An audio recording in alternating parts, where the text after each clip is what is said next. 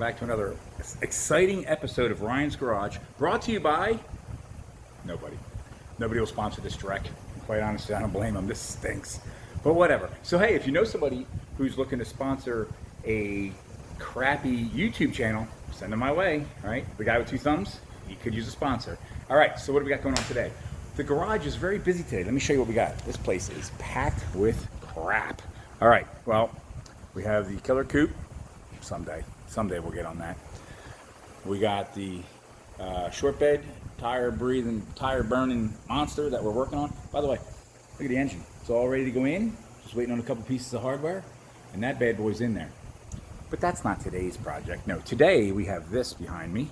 This is my son's 2013 Ford Explorer, and we're going to be doing some rear brakes. Now I know this seems like it's Ryan's brake garage because that seems like that's all we do. And I wasn't going to do a video on this, but I thought, you know what? This has a very unique parking brake setup that I'd really like to show you guys. And that's the goal here, is to teach you guys something so that today you'll learn something, tomorrow you won't be called a shithead, like I always say. So what we're going to do today is we're going to replace the rear brake pads. All right, now I've already done the left side, so now we're going to work on the right side. So sit tight. This is going to be a barn burner. All right, be right back. All right, so the car is safely up on jack stands because the lift is taken up by the pickup. First order of business is to get the wheel off, which you've already seen is off.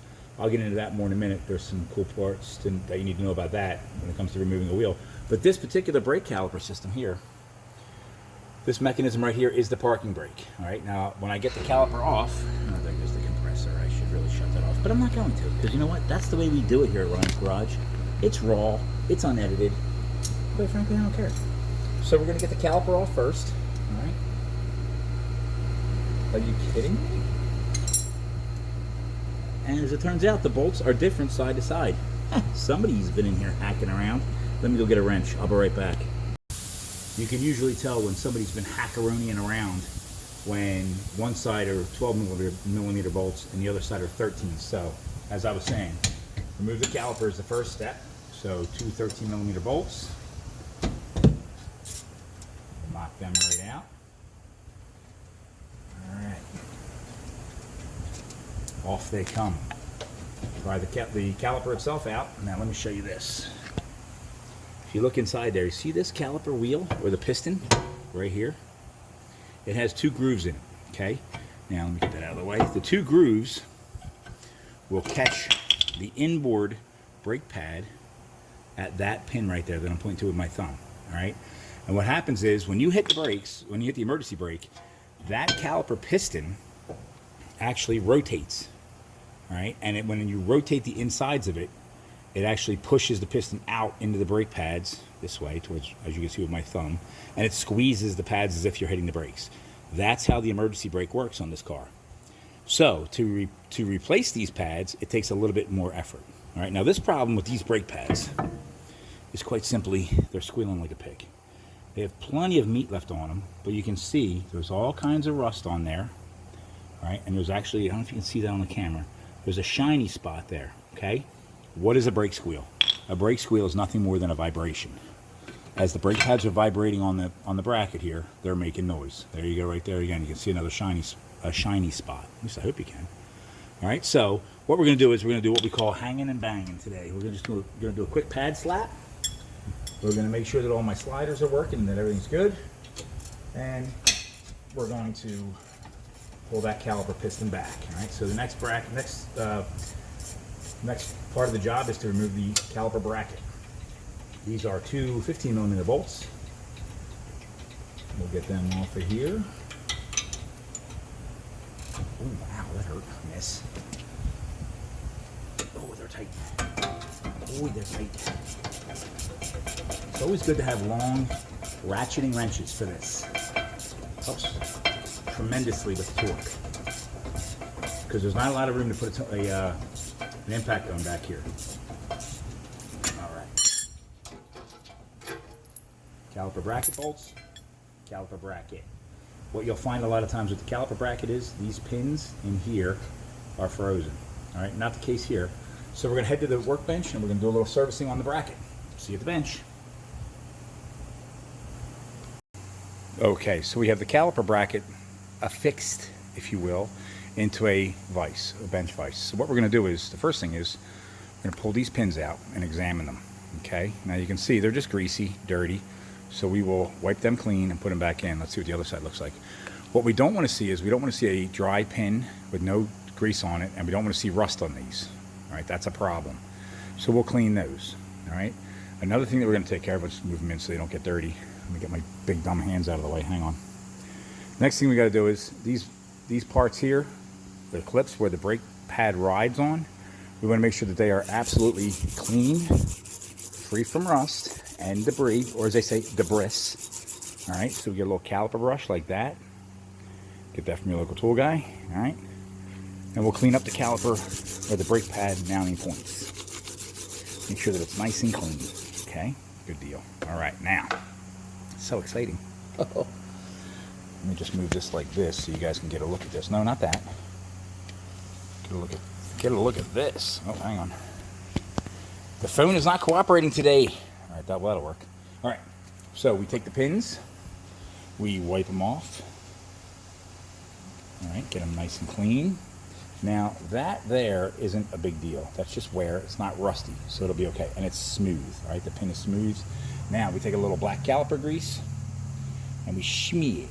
We smear it. Like Bob Ross. We paint happy little black clouds.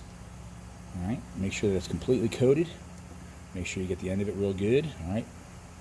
You don't want so much grease on this thing that it's dripping grease all over the floor, but again, you don't want it so dry that down the road, come on, focus. There we go. We don't want it so dry that eventually it's going to run out of grease. So we'll stick that back into the caliper. We'll get the next one out. You hear that? That's me pulling it out of the boot. All right. You want to make sure that the boots that these pins ride in are nice and clean, or not torn, and that they're there. If they're not there, you can get what's called a boot kit for this deal. Your better parts stores have them. Napa, Napa Know Nothing, or Advanced Auto Parts. Good luck. AutoZone. They'll say, "What? Boot kit? We don't sell shoes here, sir." All right. So you might want to stay away from there. All right. Once again. Focus, focus, there we go. Good amount of grease, not dry, not soaking wet. Back in it goes, okay? Now, next step, let me grab the phone.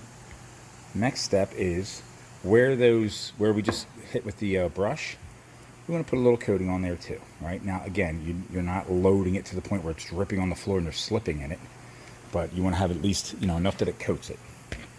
Where's my focus here? Here we go. All right, like that. All right, now you notice I did not dunk my brush back into the grease again. It doesn't take much, okay? Now, here's the new pads. Something to be learned about the brake pads. You see this little thing here? A little shiny thing? That's a brake squealer, okay? That is designed so that when the brakes wear out, when they get down to a certain level, right there, you can see how it's down to here. When the brakes wear to that point there, this thing will squeal. The object here is that you put these in so that the caliper, or that the rotor rather, is spinning in reverse. All right, this thing drags out, not in. Does that make sense? I'll show you when we go back on the car. All right, if you put them in backwards, what will happen is when you hit the brakes at say 50, 60 miles an hour, they'll break. That part will just snap right off. They'll become ineffective, and then the brakes don't squeal. And then the next thing you know, we have brakes into the rotors, and then we have a grinding situation. You can see that not all the pads have them. Okay. This one doesn't have it. Now this thing has this big old groove cut in the middle of it. The reason for that is when you hit the brakes, gases are formed between the pad and the rotor itself. This groove allows the gases to escape. If the gases can't escape, that's what we call gas fading. The brake pedal will get spongy. It will require more effort to stop the car. All right. Another way you can tell that the pads are in decent quality, I guess you could say, is they have a chamfer on the end. See how it's chamfered like that? If they were square cut on a 90 degree, these brake pads would squeal like a pig, all right, and we don't want that. Also, they have a nice thick shim, I guess you could say, on the backside that is riveted on there. That sucker's not going anywhere. And it's hard to see on the camera, but there's like a material on this. So again, it won't vibrate, because again, vibrating brake pads is a squealing brake pad, and that's not what we want here, all right? So I'm going to throw these bad boys on. I'll show you how to do that, and I will retract the piston on the next scene. See you back at the car. we're back underneath the car now. So it's time to reassemble. Brake caliper bracket goes in. Now normally to do the job completely, we would replace the rotors. Okay, these rotors are still in good shape, and I'm only doing this job because of a brake squeal. All right, so therefore there's really no need to replace the rotors. We'll just reuse them. All right, not to mention the fact that I don't have cash for it right now, so it's gonna have to wait. So we put our bolts back in our bracket, like this, and like this. You hear the birds chirping because the doors are open today at Ryan's Garage. Not something I like to do because it lets the humidity in here. The humidifier will be working its butt off tonight to try to get all the humidity back out of the garage. But sometimes you do what you gotta do, right? Torque to factory specs. Tight AF. Worst thing can have happen is one of these come loose and the caliper winds up flipping up into the passenger or into the car. Okay, now brake pad with the squealer goes like this. All right, squealer facing down, so that way when the rotor spins backwards it drags that squealer away from the pad. All right, oh, I'm sure I don't have to say this, but I'm going to, just in case there's people out there that maybe have never done this before. The metal part of the brake pad is called the puck. That faces out, away from the rotor. They don't go like this, they go like this. You laugh, but I've seen people do this before, okay? Metal side out.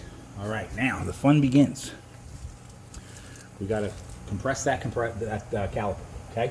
Now, we're gonna be turning, let's get a shot of this. We're gonna be turning this boot, or this piston, in, okay? There is a rubber boot here. We don't wanna screw up the rubber boot, so what we gotta do is we gotta lubricate the boot ever so slightly. One will rotate in one direction, the other piston will rotate in a different direction. Come on, lock in. There we go. Now we're good. All right, let's see if we can get this baby to rotate. Back, there it goes. Okay. So in this particular case, it rotates to the right. There it goes. It'll be tough at first, and then it'll just pretty evenly and smoothly just rotate back in. Now here's the trick on this. Okay, let me get it all the way back in. Good. Get that out of there. Oh, get my adapter out of there too. Oh boy, got both adapters stuck in there. Oh boy, we're not cooperating on this side of the car, that's for sure. That's all right. We're problem solvers. We will solve the problem. There it is. Okay. So when you set this piston up, you see how the grooves are pointing at 6 and 12 o'clock? That's important because if they're not pointing in the right direction, you will miss the pin on the brake pad. There is a pin on the brake pad designed to, that slot on the piston will go into the brake pad, okay?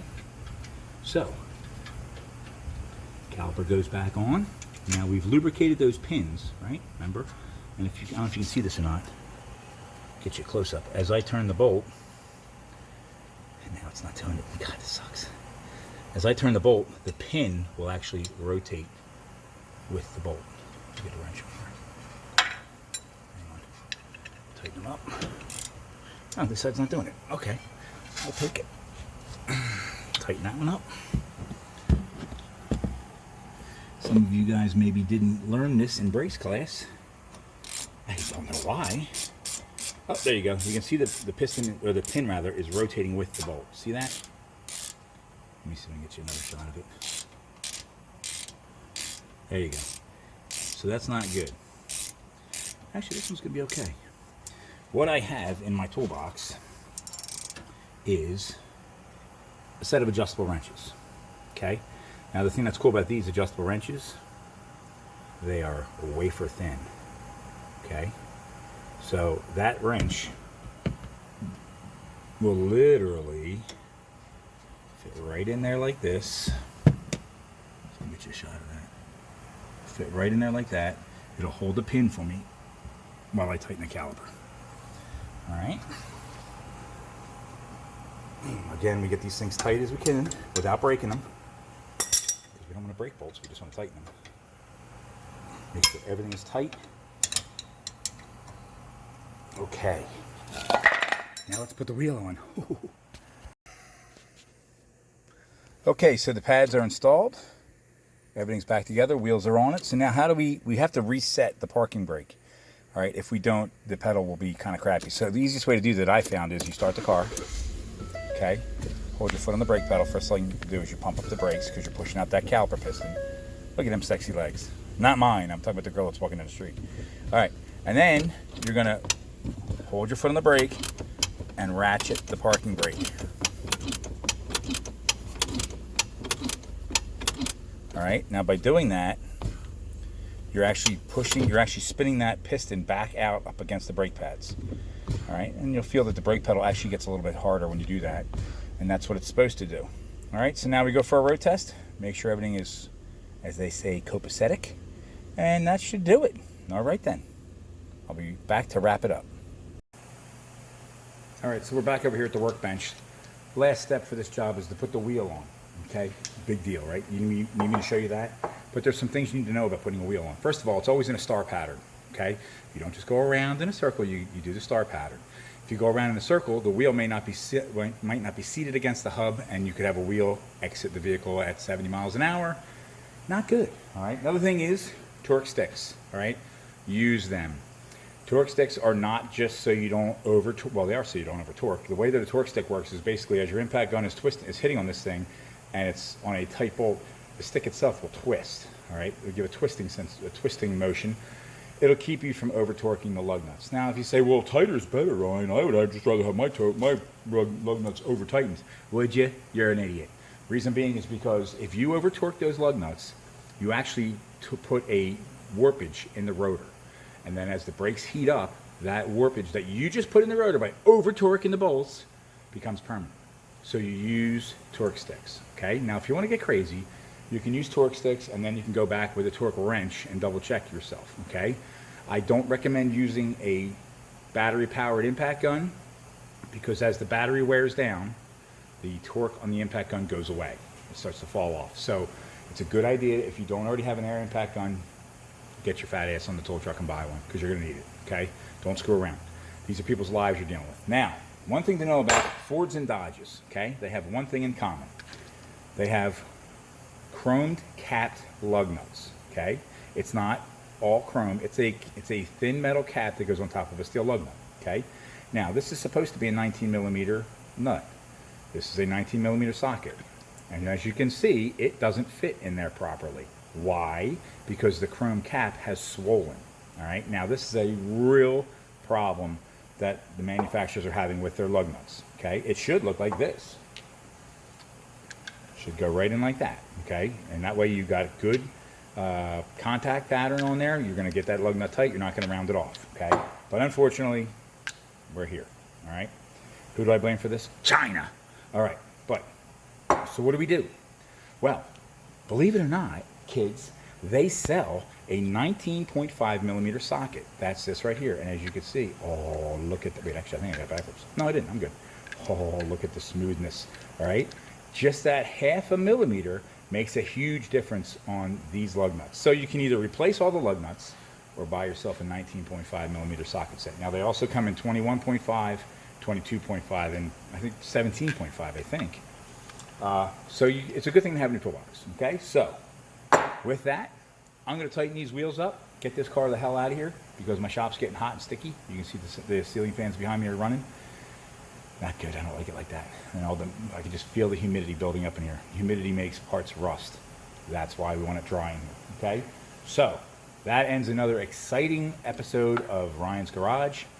Again, as always, if you like what you see, use this, not this, but this. Push the like button. Okay, maybe leave a comment or two. You know, hey Ryan, you're awfully handsome today. Or not. Whatever. Leave a comment. Hit the like button. All right, we are growing. By the way, we did get up over 100 subscribers. 100. I never thought I'd see 10, let alone 100. And growing every day. So thank you to everybody who's been watching. I really appreciate it. All right, and spread the word. All right. Once again, as always, learn something today or tomorrow. Somebody's going to call you a shithead. Have a good day. Thanks.